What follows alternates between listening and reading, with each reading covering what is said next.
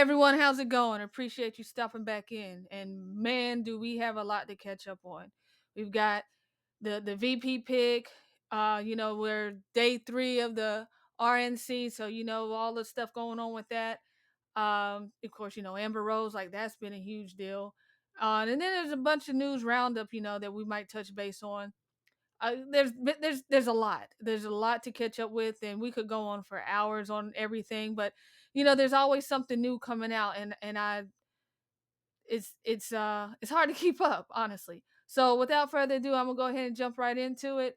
Hopefully, you guys are coming back from episodes before, and I appreciate that. And if you're new, I appreciate you as well. Please don't forget to like, comment, and subscribe. And just take what you can from it, and always, as usual, do your own research. But all right, let's get right into it. JD, obviously, the president has decided to choose him. And what he brings is somebody who's been rags to riches in our country, grew up in Ohio, enlisted in the Marines right out of high school, served our country, went to work in the business world, really made something of himself. It is an American story. It's an American dream story. He's going to be a great addition to the ticket. And he's also a young American, somebody who's going to have to deal with the implications of all of the solutions that we're going to bring forth under a Trump-Vance administration. So it's not just him going on the ticket and then leaving off into retirement. He's going to be living with the decisions that we're going to make America great again. When we get back to Washington, the debate resumes. Now, I gotta say, I really wasn't expecting Trump to pick Vance, but I do agree with Byron that I think he's a good choice. I mean, of course, like you always got to wait and see. And we've seen a lot of people who we thought were good end up being just horrible. Pence, for example, and then of course Haley did her thing, and there's a great deal of them out there, but Vance does have the age factor to play, and I think that is key because we've argued a lot, not argued, but we've discussed a lot of how man, these politicians are so old. Like, why don't we get some young ones, up there, and why do they all have to be old white men, And honestly, like I do think it is a nice play, and it's good, especially that you don't see like the DEI. Like you had Kamala, she was chosen as VP simply because of her skin color. I mean, the woman's not even black. She went from being Indian, and then all of a sudden now she's on the VP, she's in VP role, and she's black. All right, so again, we're at the RNC week. We're on day 3, but on day 1, Amber Rose took the stage. And when she took the stage, she turned heads, and some of them in good and some of them in bad ways.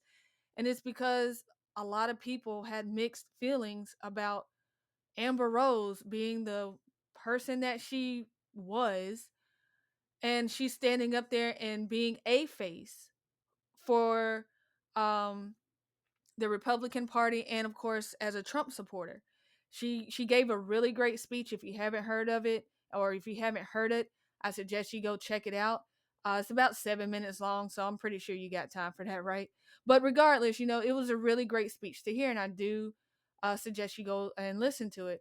But I got some video right here for you, just to see how the media has just like gone crazy about her being on stage, being up there. And it's come from both the right and the left. So check this out. With Amber Rose. Me and Bryson Gray was just on a live stream talking about Amber Rose. People have a problem. Some people have a problem with Amber Rose being at the Republican National Convention. Let me just put this in perspective. There is a difference between Republican, conservative, and Christian. And I think a lot of people conflate all 3 of those together as like the trinity of politics. That's not the way it goes. If you say you're a Christian, you need to be abiding by Christian values in Jesus Christ of Nazareth, and that is that's a closed unit. If you're a conservative, that means you espouse conservative values. If you're a Republican, that means you're voting for Republicans. That's what being a Republican is. You can be a liberal and still vote Republican and associate yourself with the Republican Party. You can be gay, lesbian, trans, gender identifying queer, or whatever they call themselves today, and still vote for Republicans and be a Republican. You can't do all that and be a conservative, because those are not conservative values, and you cannot be those things and be Christian. People have a problem with what she said or how she represented at the National Committee. I think her speech was actually really good. I'm going to play a little bit of her speech so you can hear it. I don't want to play 7 minutes of it. And then I want to show how the media and everybody is losing their mind over this. When I think that Amber Rose is a net positive, even if she don't got it all figured out yet, even if she ain't a staunch Christian yet, I think that the value that she brings is that the everyday person, somebody that don't typically is a white male, somebody that's in the industry, somebody that got a lot to lose, come out and say, man, you know what? I'm voting for Trump. It's very inspiring to people that have a broad brain that wasn't a conservative their whole life. Let me play a little bit of her speech and then we'll. And I 100% agree with that. I don't think I could have said it any better myself. And for those that do not know, that's Brandon Tatum. Go to his page on Instagram, Facebook. He's on social media, of course, YouTube, and check out his content. He has great stuff out there. But again, like, I couldn't have said it better myself. I 100% agree with what he just stated. Like, a lot of people have this misconception about the Republican Party just being a party for white people, old white people. And that is clearly not the case. Over the years, the it's been sold a lie, or the lie has been sold that Republicans are white and Democrats are black, and if you're black, then you can't vote Republican because they're racist, or you can't have those views because those are whites' views. Those are, that's white supremacy and all of that mumbo jumbo, right? So by having Amber Rose come out and actually tell her story, which again, I'll play some more of the clip here in a second, but you do get to see that the Republican Party isn't how the left describe it. I mean, it's just like, it obviously isn't, because you have black conservative Republicans out there. So, and then of course, like, the support for Trump in the black community has skyrocketed, and you can't say that anymore. But then of course, they're always going to come out and bash you and call you racist and call you all of these other racist names, Uncle Tom, Coon, and what on and so on. But regardless, like, her being up there and being who she was, who she's on the road to becoming, tells you more about the Republican Party. I mean, I know I'm kind of repeating myself, but I can't stress it enough that she's showing you that. So check out what Officer Tatum has to show Speech, and then we'll go with her from there. speech. Roll the clip. My name is Amber Rose. I'm a model and entrepreneur. Thank you. She do got a big old tattoo on her forehead. But hey, man, we all can change. But most importantly, I'm a mother. My whole world revolves around providing for my children, keeping them safe, and giving them an opportunity for a better life. That's something that unites all American parents, whether we're Republicans, Democrats, conservatives, or liberals. We all want a better country for our children. I agree. Again, that was just a little snippet of it. But again, I 100% agree with even just the first few seconds of her speech. And I do encourage everyone to go out there, if you haven't already, and listen to what she said. She tells you about how she found the truth in who the Republican Party is, what they actually stand for, what the Republican Party actually stands for, and how she actually just basically went down a rabbit hole of truth and was just like, wow, I believed all these lies, and it's nothing like how the left described. Like, there's a lot of it's mixed. Latinos and Asians and blacks, whites, it's all intermingled. Sexualities too. I mean, there's some trans people that are actually Republicans and stand with conservatives. No, they may not be living the right life, but they understand the fundamentals of it and they support it. So, I mean, and we're human. We're not going to all they again, the Democrats painted this ridiculous picture of just nothing but old white people trying to racist white people trying to destroy, democracy type of thing, and it couldn't be further from the truth. So again, shout out to Brandon Tatum for his content. Again, go and like his page and check out his stuff. But yeah, like it's crazy. And then you had those like Matt Walsh. Like Matt Walsh came out and was bashing just because of who Amber Rose is, was, because again, she's on a path of transitioning into truth, and he kind of bashed, her for being up there, or for Trump having her up there because of her past. Like I said, if you don't know who she is, go and check her out yourself. But she's growing, and we cannot discourage that. We need to be happy to see people coming to truth and coming to light, and then going out and spreading the word on it, like you're spreading truth. So yeah, it's crazy how they came out and attacked her, and then like even the leftist media, Joy Reid doesn't even want to call her black because she's now a conservative Republican and Trump supporter. I mean, like, are you serious? These people are ridiculous. But yeah, again, like just please just go out. She gave a great speech. Oh my goodness, words are hard. She gave an excellent speech. Trump just had his incoming ICE director, his name was Thomas Homan, gave this great speech and a warning to every illegal immigrant that's here. And like, yes, I'm excited. I don't know about you, but I know I'm excited because this is literally what we need. This literally has to happen.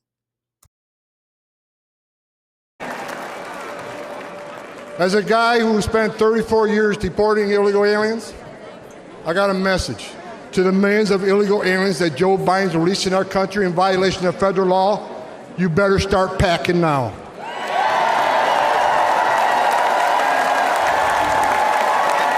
You're damn right. Because you're going home. I got another message to the criminal cartels in Mexico. You smuggled enough fentanyl across this country to kill 148,000 young Americans. You have killed more Americans than every terrorist organization in the world combined. And that's when President Trump gets back in office. He's going to designate you a terrorist organization, and he's going to wipe you off the face of the earth. You're done. You're done.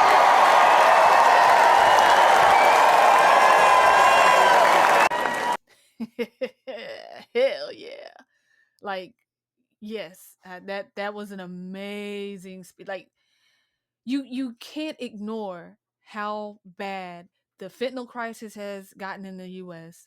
Our border is wide open. We have terrorists here, okay? Like, and the crimes have just skyrocketed throughout the US. These liberal sanctuary cities, like you're pushing out your own citizens, tax paying citizens, pushing them out onto the streets to bring in people that we owe nothing to them. We don't owe a thing to any immigrant that comes through here, especially when you come here illegally. Like, it's ridiculous that we even have to have this discussion because it is basically common sense. Like, you have we have homeless veterans out there. We have a horrible economy.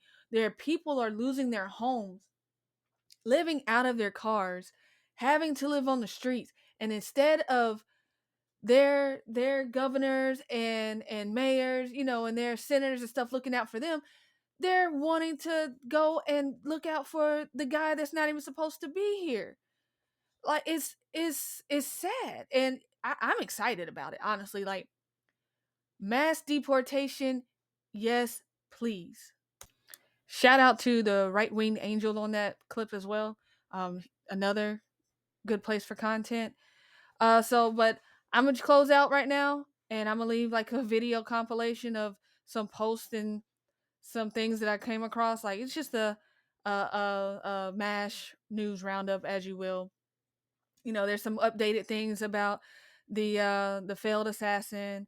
There's things about Joe Biden. Joe Biden just all of a sudden now he has COVID, type of thing because he's I believe he's dropping out, and Kamala is going to come in. So be on the lookout for that. She's going to come in and she's going to pick her VP. So that's going to be very interesting. But just enjoy this last little video clip that I have for you all. Again, please come back, like, comment, and subscribe.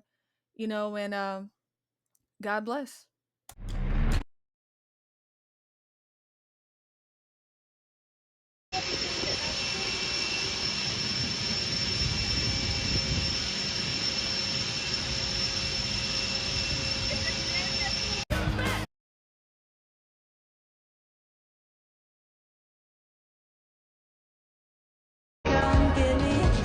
Biden tested positive for the vid. A new angle shows that the shot was perfect. Had President Donald Trump not tilted his head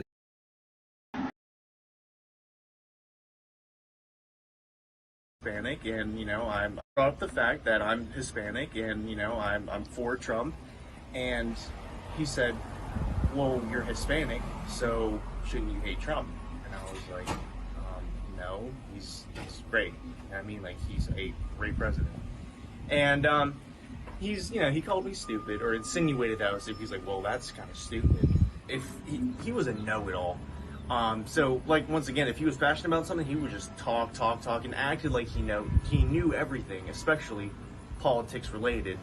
And he would say it in a tone that was like, "I'm better than you," in a type of way. And meanwhile, it's like, dude, we're in the same classes. You know what I mean? We're talking about the same stuff here. And whenever it comes to politics, I mean, at the end of the day, I can agree, you can disagree, I can disagree. We're not even old enough to vote in that. Like, at that point, it doesn't matter. At that point, it's, we're just starting to figure out who we like and all. But yeah, he was real smug, arrogant whenever he was talking. And whether that was his way to try to make friends or be funny, I don't know. But it got under my skin. Secret Service knew about the shooter minutes before Donald Trump took the stage. For more, we want to go to Aisha because there was a briefing today. You got some information about what happened, Aisha? Dana, good afternoon to you. We just got a big information dump, and some of it is deeply, deeply troubling. So I'm going to hold your hand and walk you through this. Just bear with me here. A lot of notes that I'm going to look at here. Just about a couple minutes ago, these senators came out of this briefing with Secret Service. They've been asking for it for days now. Finally got it with the director and Secret Service staff. And the top headline that has come out of it, according to Senator John Barrasso, just spoke to him as soon as he hung up on this briefing. He said that apparently the Secret Service had identified as a character of suspicion this man, the shooter, because they saw a rangefinder on him as well as a backpack. And this all happened more than an hour before the shooting actually occurred. So they saw the guy and they identified this guy as suspicious. Now, more details coming from a source familiar here who was also in the meeting tells me that about 10 minutes before former President Trump went onto the stage, they had gone from looking at this guy as suspicious to now looking at him as a threat. That is coming from this briefing that the senators were in. They were told that Secret Service had called it in to a center that this guy they now identified as a threat about 10 minutes before President Trump walked on stage, and they still allowed him to walk onto that stage. I'm told the Secret Service agent in charge there was on the phone with local and state police about the threat while the shooting was taking place. That's huge. And that is raising a lot of concerns and now major calls for the director of the Secret Service to step down immediately.